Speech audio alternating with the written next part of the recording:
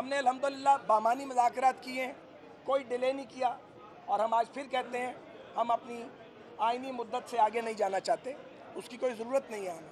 लेकिन इस मौके पे जब एक माशी बहरान है, एक सियासी खींचातानी का माहौल है और IMF का मुआहदा नहीं हुआ, हमने तमाम शर्तें भी पूरी कर दी हैं, बजट सामने आ रहा है, तो इमरान खान साहब को किस बात की जल्दी है?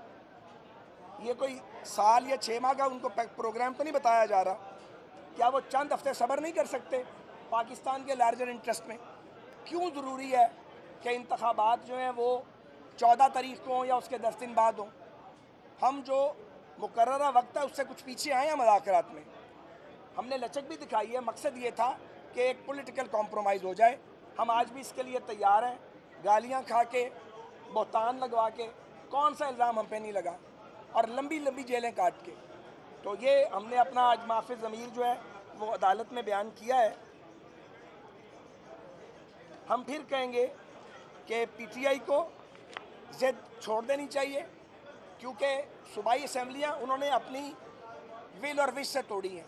अब ये नहीं हो सकता आप रोज़ इस्तीफ़ा दें, हम आपके इस्तीफ़े को गोद में लेके उसको लोरी देते रहें, फिर इस्तीफ़े वापस कर दें। माशाल्लाह आप इतने बड़े हो चुके हैं, पिछली बार भी आप इस्तीफ़े दे के भाग गए, 126 दिन का धरना दिया, हमने आपके इस्तीफ़े वापस कर दिए। अब आप दोबारा यही काम करना चाहते हैं, तो हम कितनी बार आपकी असम्बली की नशिस्तों की हिफाजत करेंगे? आपको ये हिफाजत खुद करनी चाहिए थी। आपने अपनी हुकूमतें खुद तोड़ी, किसी नेक नियति से नहीं, इसलिए कि बहरान पैदा होगा, प्रेशर बिल्ड होगा।